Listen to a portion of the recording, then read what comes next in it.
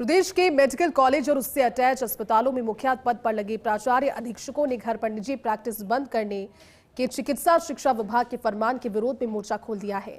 इसकी शुरुआत SMS medical college से हुई, जहां अटैच अस्पतालों के अधीक्षकों ने फैसलों को मनमाना, अव्यावहारिक, पक्षपातपूर्ण और चिकित्सक हितों के विपरीत भाई भतीजावाद को तवज्जो देने वाला बताते हुए पद से इस्तीफे की पेशकश की। सभी अधीक्षकों ने कॉलेज प्राचार्य डॉक्टर दीपक माहेश्वरी को अपने इस्तीफे सौंपे। साथ ही चिकित्सा मंत्री गजेंद्र सिंह खिमसर से भी मिलकर आपत्ति जताई। इस दौरान Rajasthan medical college teachers association के पदाधिकारियों और प्रशासक के पदों पर लगे चिकित्सकों से विरोध की वजह जानने का प्रयास किया एसोसिएट एडिटर विकास शर्मा ने। चिकित्सा शिक्षा विभाग के ताज़ा फरमान, जिसमें कि एडमिनिस्ट्रेटिव ऑफिसर जितने भी लगे हुए हैं उन सबको निजी प्रैक्टिस अलाउ जो करने पर रोक लगाई गई है, उसके विरोध में एक बार फिर से तमाम जो एडमिनिस्ट्रेटर है वो विरोध के शुरू में आ गए।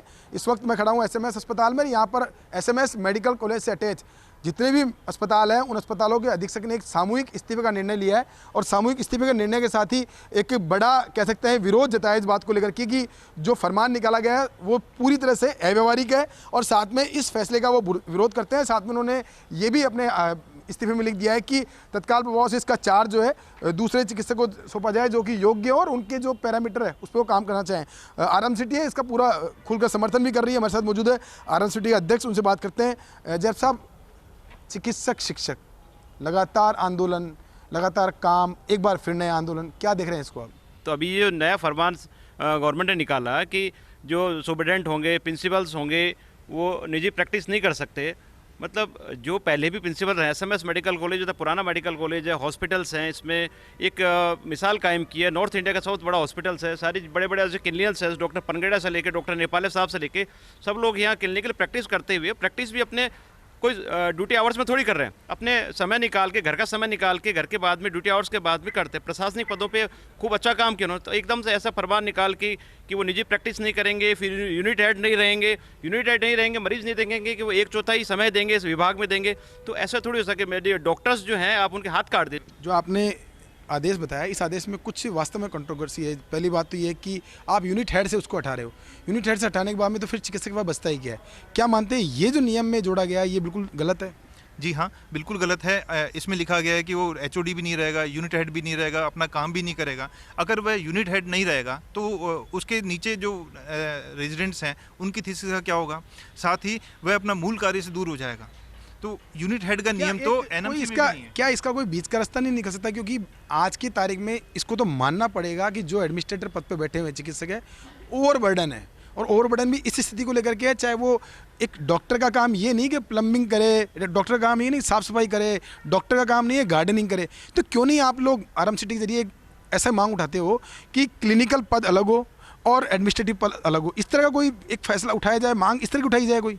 देखिए, ऐसा कहीं नहीं है कि डॉक्टर प्लम्बिंग का कार्य करे, इलेक्ट्रिशियन काम करे, लेकिन कहाँ किस काम की जरूरत है वो एक हॉस्पिटल में एक चिकित्सक ही देख सकता है। कि मरीज के तो वो आपका सुझाव देकर के कोई एडमिनिस्ट्रेटर लगाया जाए, इस तरह की मांग भी उठा सकते हो आप? मरीज के पास ऑक्सीजन लाइन कहाँ होगी, ये इलेक्ट्रिसिटी लाइन कैसे होगी, इन सब का एक संकेत डॉक्टर देगा। उसके नीचे जेईएन एएन इन सब की फौज है, वो भी कार्य कर रही है। और मेडिकल एजुकेशन जो राजस्थान में है वो इंडिया में एक अलग स्थान रखती है। और ये सब तभी हुआ है जब आज तक चिकित्सक पिछले दिनों के 3-4 ऐसे कटु अनुभव है अस्पतालों के जिनको देख करके हर कोई चिकित्सकों पर सवाल उठा रहा है, जबकि चिकित्सक उसके लिए जिम्मेदार नहीं है। चाहे वो ट्रोमा का अग्निकांड हो, चाहे और अव्यवस्थाएं हो, क्यों चिकित्सक अपने ऊपर इस तरह की जो कह सकते हैं अविश्वास जैसी स्थिति है वो पैदा क्यों कर रहे हैं? कहे कि एक एडमिनिस्ट्रेटर लगाया जाए, क्लिनिकल एडमिनिस्ट्रेशन हम देखेंगे और एडमिनिस्ट्रेटर अलग काम करेगा। देखिए, हमने मांग की थी और आरएमसीटी इस बात पे अडिग भी है कि हमें जो नीचे हमारे जेईन है, एईन है और इन सब व्यवस्थाओं को देखते हैं उनके ऊपर अधिकार दीजिए, उनके एसीआर साइन करने का हमें अधिकार दीजिए ताकि वो कहें। हम अपने प्रस्ताव बना के उनके देते हैं, पीडब्ल्यूडी में जाते हैं, पीडब्ल्यूडी वाले प्रस्ताव पड़े रहते हैं। पिछली कमेटियों की जांचों में भी ये आया है कि यहाँ से प्रस्ताव भेजने में कभी कोई देरी नहीं की गई है। अब उन पर अमल नहीं हो, ये सरकार की जिम्मेदारी है। तो इसको किसी तरह ये मतलब ये पद चिकित्सक के पास रही, एडमिनिस्ट्रेटर के पास पहुंच जानी जाए। हाँ बिल्कुल, क्योंकि अब तक के इतिहास में जो हमने कीर्तिमान स्थापित किए हैं वो ये साबित करते हैं कि अगर एडमिनिस्ट्रेशन हॉस्पिटल का चिकित्सक के पास है तो ही हम उन्नति किए जा रहे हैं। अस्पताल के अधीक्षक भी उनसे बात करने का प्रयास करते हैं। गोवर्धन जी से बात करते हैं। गोवर्धन जी, विरोध है, वास्तविकता बात है, अपनी बात रखनी चाहिए, जायज़ तरीके से रखनी चाहिए, लेकिन क्या ये आदेश पूरी तरह से गलत है? बिल्कुल, ये आदेश जो है पूर्णतः गलत है। सरकार को इस तरह के जो है कि रूल्स रेगुलेशन नहीं बनाना चाहिए, तरह बनाना चाह रही थी सरकार। तो डॉक्टर्स और जो मेडिकल सुप्रिटेंडेंट्स है और आरएमसीटी के जो पदाधिकारी है उनको विश्वास में लेके फिर ये जो है इस तरह के ऑर्डर निकालने चाहिए थे। संदीप जसोजा जी उनसे बात करते हैं। संदीप जी, लंबा अनुभव हो गया एडमिनिस्ट्रेटिव का आपको, क्या लगता है आप इतना दबाव में काम करते हैं, खुद क्लिनिकल आपकी वर्किंग है इतनी ज़्यादा, 4-5 घंटे आप मरीज भी देखते हैं, कुछ आपको सपोर्ट की जरूरत नहीं पड़ती कि आपको पैरेलल एक एडमिनिस्ट्रेटिव ऑफिसर चाहिए जो आपको ये जिस तरह के काम है इनको देखने के लिए कोई काम के लिए नहीं चाहिए जरूरत आपको?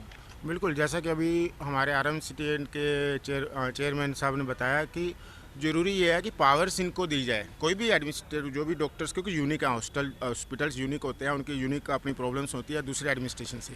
तो अगर उनको पावर दी जाए कि वो एक्शन ले सकें, जैसे फॉर PWD वाले हैं, एक्शन है, AN है, अगर उनको ये पावर दी जाए तो फटाफट काम होंगे, फिर ऐसी प्रॉब्लम्स नहीं आएगी जो अभी हमने कुछ दिनों पहले देखी हैं। मतलब अभी पावर नहीं है?